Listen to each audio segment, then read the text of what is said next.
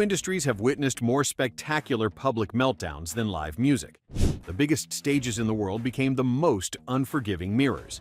These are 10 musicians who showed up too wasted to perform, and the moments that defined their legacies forever.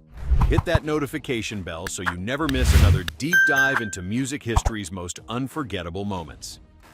Number 10. Jim Morrison. Nothing left open and no time to.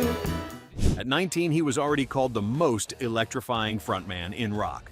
By 1969, the mythology surrounding the Doors vocalist had grown massive, fueled by sold-out tours and unpredictable live behavior that blurred the line between performance and breakdown.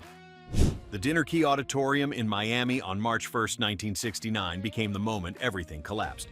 A heavily intoxicated Morrison spent the night berating the crowd, delivering incoherent rants, and allegedly exposing himself to more than 10,000 people. 6 arrest warrants followed. The FBI opened a file. A rally for decency was organized in protest at the Orange Bowl on March 23rd. The band was subsequently banned from venues across the country, effectively ending their touring career.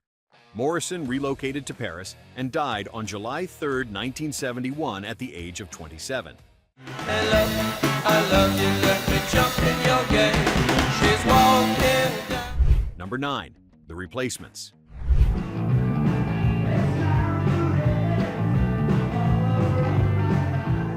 One of the most catastrophic live television disasters in rock history unfolded on January 18, 1986, when the Minneapolis alternative rock band stumbled onto the Saturday Night Live stage, visibly intoxicated beyond coherent function.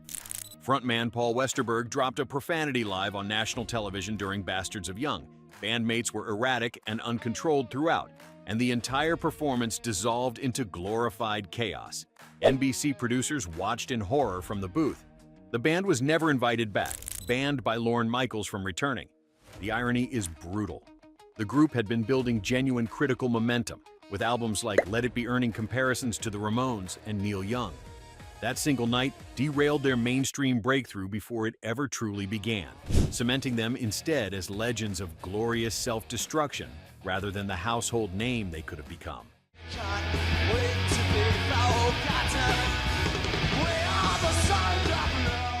Number 8. Courtney Love.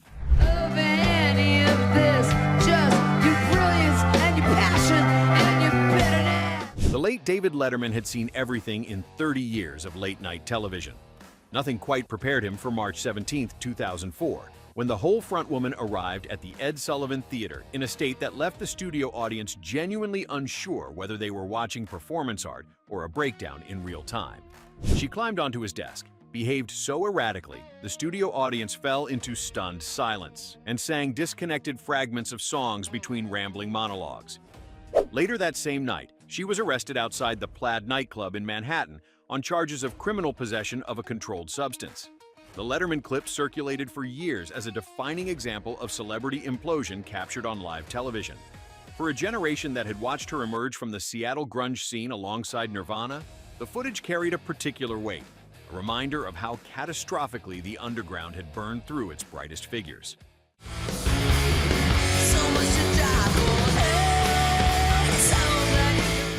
Number 7. Scott Weiland.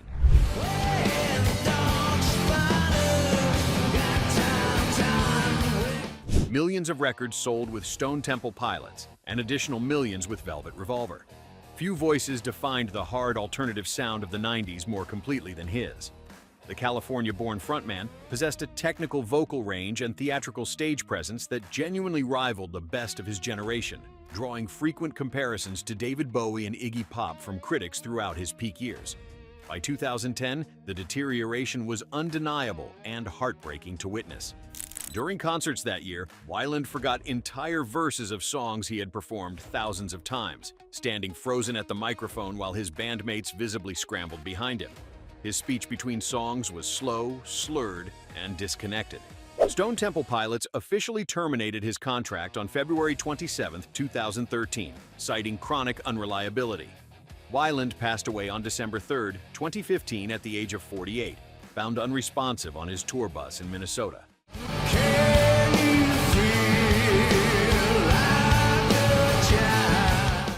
Number 6. Grace Slick. When the men on the chessboard get up and tell you where to go. In 1969, nobody commanded a festival stage quite like her. Her performance at Woodstock remains one of the most cited moments in music history, and her work fronting Jefferson Airplane produced defining records of the psychedelic era, including Surrealistic Pillow and Afterbathing at Baxter's. By 1978, performing with Jefferson Starship in Germany, something went catastrophically wrong. A visibly intoxicated Slick began making provocative references to the Nazi era, shifted into incoherent rants, and the crowd responded with fury. The situation escalated into a full riot, and the stage sustained significant damage before the night was over. Slick departed Jefferson Starship shortly after the incident. She later addressed the episode with characteristic bluntness, acknowledging that she had no clear memory of significant portions of the performance. She eventually stepped back from performing around 1990 and largely remained out of the spotlight. Before we continue, which entry has shocked you the most so far? Were you actually there for any of these infamous nights? Drop a comment below and let us know where in the world you are watching from. Wouldn't you love somebody to love? You gotta find somebody to love. Number 5. Eddie Van Halen.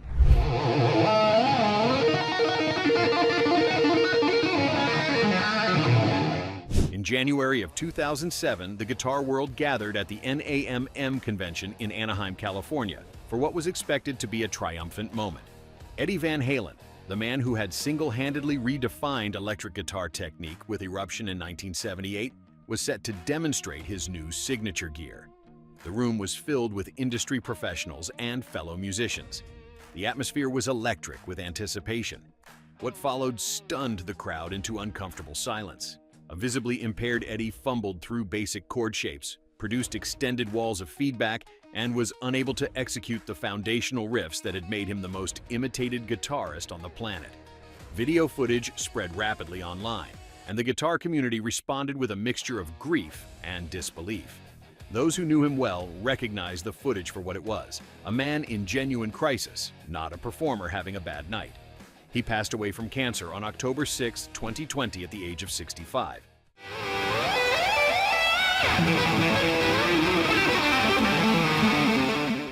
Number 4. Amy Winehouse. Time to regret.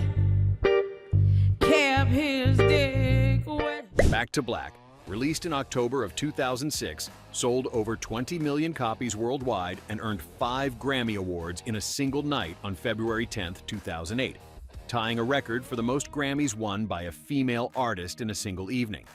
Her jazz and soul-influenced sound drew direct comparisons to Billie Holiday and Dinah Washington. By June of 2011, the Belgrade concert told a different story entirely. She walked on stage nearly an hour late, stumbled through her opening songs, and spent long stretches of the set sitting on the stage floor while her band continued playing around her. Her voice, once an instrument of extraordinary precision, was barely audible.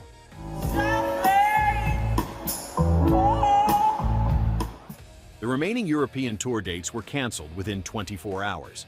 Amy Winehouse passed away on July 23, 2011 at the age of 27, just weeks after that final performance. He walks away, the sun goes down, he takes the day, but I... Number 3. Bobby Brown. There's nothing is given, baby. Don't know where the cards may fall. Before the solo stardom and tabloid headlines, he was the kinetic engine of one of the most important rhythm and blues groups in American history.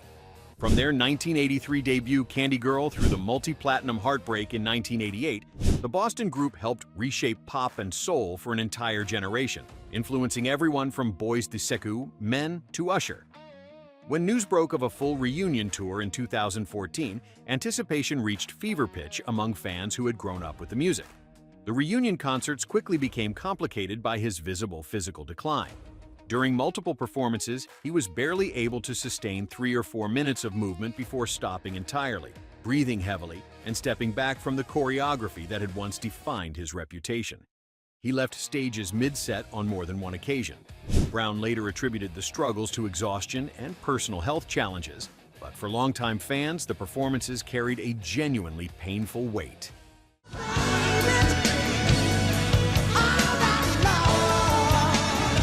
Please Number 2. Billy Joe Armstrong.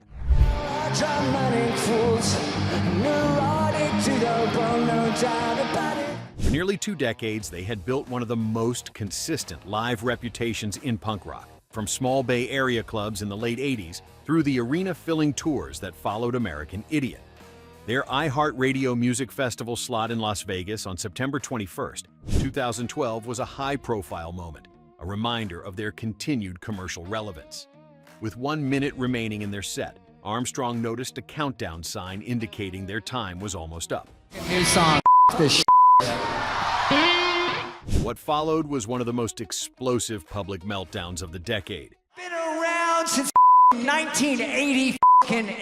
A clearly intoxicated Armstrong launched into a profanity-laced tirade at festival organizers, smashed his guitar into pieces on the stage, and stormed off before the set concluded.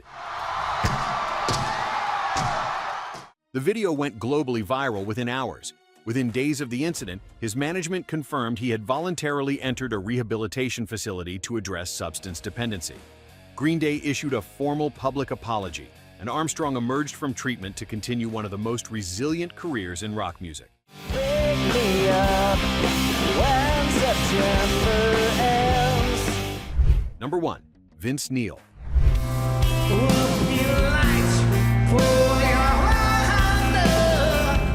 The face of Motley Crue sold over 100 million records across 4 decades, defining 80s hard rock with albums like Shout at the Devil and Dr. Feelgood. His voice was instantly recognizable to a generation that grew up with Home Sweet Home. The later chapter of his touring career became defined by a different kind of recognition. Concert footage from recent years captured Neil visibly relying on audience members to sing entire verses while he pointed the microphone outward and swayed at center stage. Lyrics were missed, notes were skipped, and short performances became standard. Fans who paid premium prices shared footage online with a mixture of disappointment and dark humor. For a vocalist whose early catalog genuinely delivered, the gap between the record and the stage became one of rock's most openly discussed contradictions.